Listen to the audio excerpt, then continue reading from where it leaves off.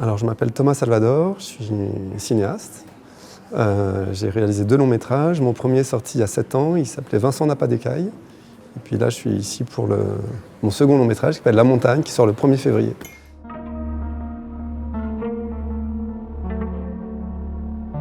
Alors, je suis passionné de montagne depuis que j'ai 14 ans.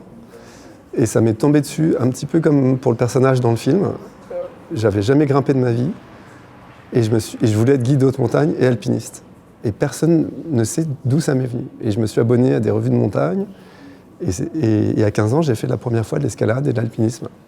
Donc on ne sait pas d'où ça vient.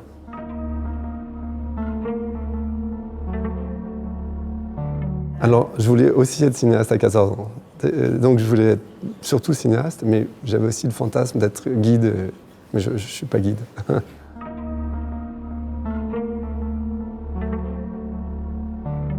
Alors l'inné, il est né il y a très longtemps. En fait, il y a plus de 15 ans. J'avais un projet de premier long métrage dans lequel j'aurais joué un jeune alpiniste qui ne veut plus redescendre de la montagne et à la poursuite duquel serait parti un alpiniste qui aurait été joué par un vrai alpiniste qui était un peu une de mes idoles quand j'étais adolescent, mais qui est malheureusement décédé peu avant notre rendez-vous.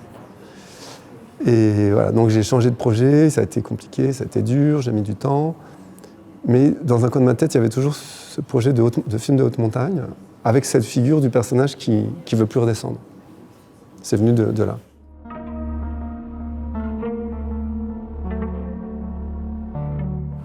Après, pour ce qui est de jouer dans mes films, je fais depuis 1997, depuis mon premier court-métrage. Je ne me sens pas acteur, je ne fais pas des films pour jouer. Mais ça me semble complètement normal et naturel que je joue de jouer dans mes films.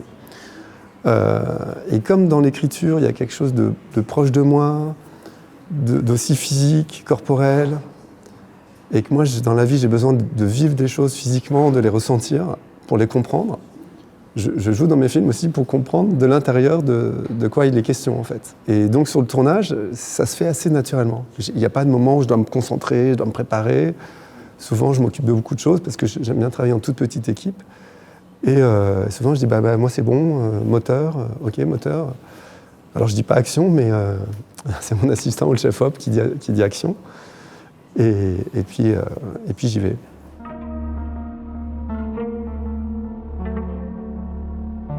Alors, quand je travaille, et même dans la vie, j'ai pas du tout une mémoire... je sais pas comment dire, synthétique. J'ai une bonne mémoire, mais si on me parle d'un film, je me souviens du générique, de tel plan, de tel raccord.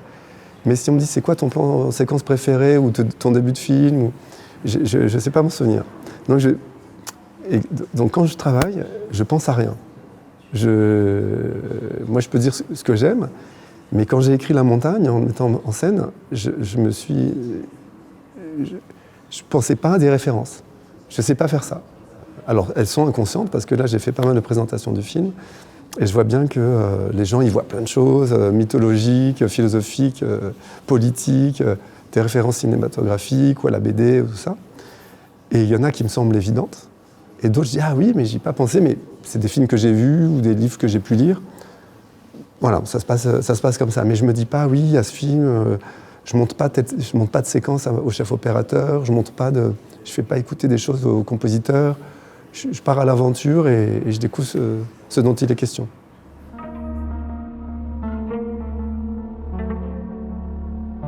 Ça m'attire depuis toujours, en fait. Moi, je dis toujours que j'aime voir dans des films des choses que je ne vois pas dans la vraie vie. Donc déjà, en disant ça, le fantastique, c'est sûr que c'est la voie royale. Et puis, je trouve que le genre, c'est vraiment du cinéma de mise en scène. C'est-à-dire que le fantastique, la comédie aussi, hein, un gag mal mis en scène, c'est pas drôle.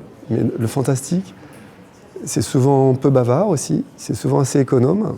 Alors moi maintenant avec la 3D, tout ça, mais les grands maîtres pour moi, c'est des gens qui ont un sens de l'économie narrative.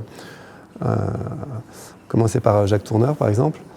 Comment on va créer des sensations, avec parfois peu d'explications, et surtout le fantastique permet un accès direct pour le spectateur à quelque chose d'essentiel, parfois même. Et c'est vrai que les cinéastes que j'adore sont David Cronenberg, John Carpenter, voilà, Dario Argento, 1000 autres, Jack Arnold. Mais c'est vrai que je suis toujours électrisé quand je vois, voilà, quand j'étais ado, que je voyais découvrir les nouveaux Cronenberg, avec cette simplicité, et puis comment ça travaille des choses en soi profondes, mais sans avoir à en parler, sans avoir à le justifier.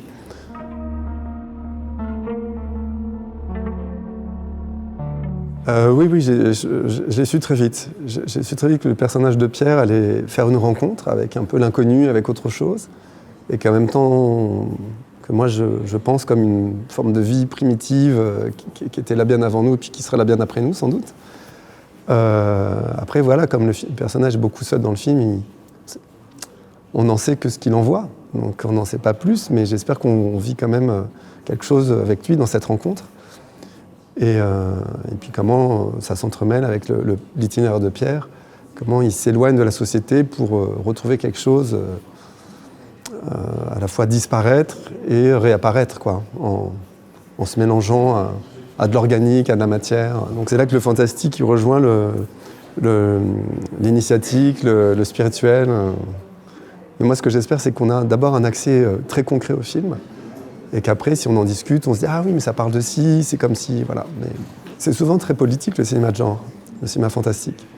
Parce que les zombies, voilà, les exclus, les exilés, les gens qu'on ne veut pas voir, des choses qu'on cache du corps, c'est souvent très politique, mais sans discours, quoi.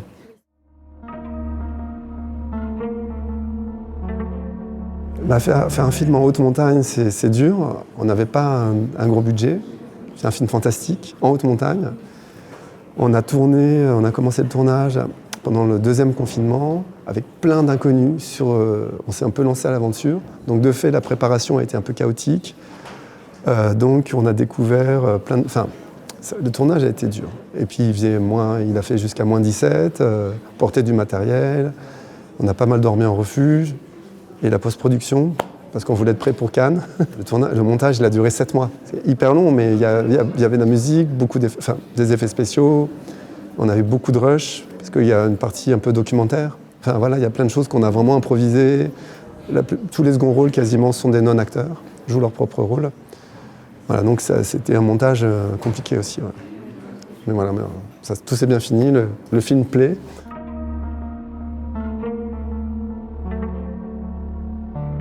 Alors préparer, non, mais j'y pense. Et quand je pense, après la sortie du film, je vais avoir un peu du temps et retrouver l'énergie aussi, parce que le film a été compliqué à faire pour commencer à écrire, mais ça sera un mélange un peu de plusieurs genres aussi.